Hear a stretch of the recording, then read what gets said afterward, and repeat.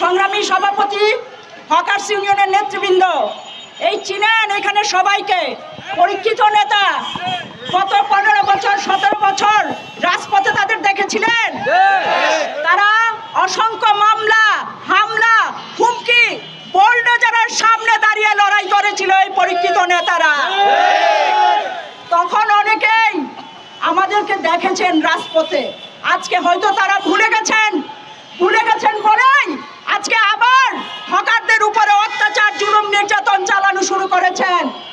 অভ্যুত্থানে হকার জীবন দেয় নাই, হকার জীবন দিয়েছে গণতন্ত্র, ভোটের অধিকারের জন্য লড়াই করেছে।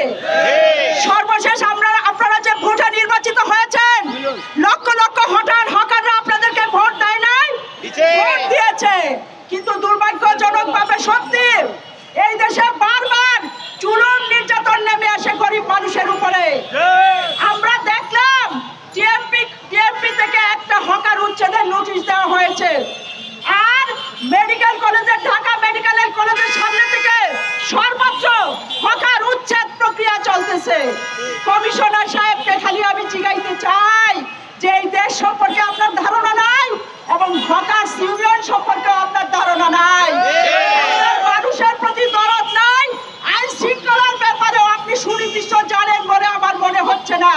কারণ ঢাকা মেডিকেল আরো কয়েকটা জায়গায় উচ্ছেদের পরে সেইখানে মহিলা সহ, বাচ্চা সহ হকাররা কি বলেছিল, আমি যদি দোকান করে খেতে না পারি তাহলে আমাকে কি করতে হবে, একটা অন্যায় পথে যাইতে হবে।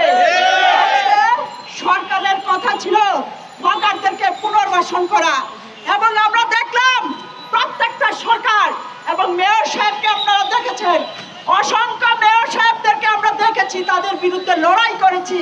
তাপস সাহেবকে দেখেছি, সাহেব খোকন, তাদের বিরুদ্ধে চোখে চোখ রেখে আমরা লড়াই করেছিলাম। আর এখন আপনারা আবার নতুন করে আসছেন, 1.5 মাসও তো হয় না এই সরকারের, এসেই কিভাবে গরিব মানুষের উপরে জুলুম চালাচ্ছেন এইটা আমি স্পষ্টভাবে এই সরকারের কাছে জানতে চাই সংগ্রামী বন্ধুরা। আর আপনারা যদি শক্ত থাকেন তাহলে ডিএমপি কমিশনার কি এই নোটিশ দিতে পারে না।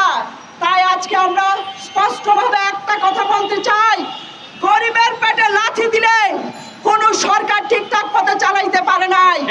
আপনারাও যদি গরিবের পেটে লাথি দেন, আমরাও সেই রকম লড়াই করে তুলবো সংগ্রামী বন্ধুরা। আরেকটা কথা বলতে চাই সংগ্রামী বন্ধুরা, আরেকটা কথা বলতে চাই, আপনারা আপনাদের যে ইশতেহার সেইখানে স্পষ্টভাবে বলেছিলেন পুনর্বাসন ছাড়া হকার উচ্ছেদ চলবে না। আমাদের দীর্ঘদিনের দাবি, পুনর্বাসন ছাড়া একটা হকার উচ্ছেদ চলবে না। যারা এখানে এসেছেন, যারা আসেননি, আমাদের বক্তৃতা শুনছেন, কোন হকারকে যদি অন্যায়ভাবে গ্রেফতার করা হয় তাহলে আমরা তীব্র আন্দোলন করে তুলব। দোকানে থাকবো না, আমরা সবাই বের হয়ে রাজপথে চলে আসবো সংগ্রামী বন্ধুরা। একটা হকার উচ্ছেদ হলে সকল এলাকার হকাররা সংঘবদ্ধভাবে সেই লড়াই করবো, সেই অঙ্গীকার আমাদের করতে হবে সংগ্রামী বন্ধুরা। আপনারা জানেন গরিব মানুষের ঐক্যবদ্ধ হওয়া ছাড়া বিকল্প কোনো পথ নাই। তাই আজকের এই পরিস্থিতিতে দাঁড়িয়ে আমরা এই ডিএমপি কমিশনারকে আমরা বলে দিতে চাই, আপনি আপনার নোটিশ প্রত্যাহার করে নেবেন এবং আর কোনো হকারের উপরে কোনো ধরনের হামলা, মামলা, জুলুম, গ্রেফতার করতে পারবেন না। আর যদি করেন আমরা তীব্র লড়াই করে তুলব। আর প্রশাসক হিসাবে যিনি নিয়োগ হয়েছেন, জানেন উনি মুক্তিযোদ্ধা। আপনাকে বলতে চাই, গত 15-17 বছর আমাদের লড়াই দেখেছেন, হকার্স ইউনিয়নের লড়াই দেখেছেন। কারো চোখ রাঙানিতে হকার্স ইউনিয়ন কখনো থেমে থাকে নাই, এখনো কারো চোখ রাঙানিতে হকার ইউনিয়ন থেমে থাকবে না। চূড়ান্ত লড়াই হবে, আর একটা হকার উচ্ছেদ হবে না, কোনো হকারকে গ্রেফতার করা যাবে না, পুনর্বাসন ছাড়া কোনো হকার উচ্ছেদ চলবে না। এই দাবি জানিয়ে সবাইকে ধন্যবাদ জানিয়ে আমি আমার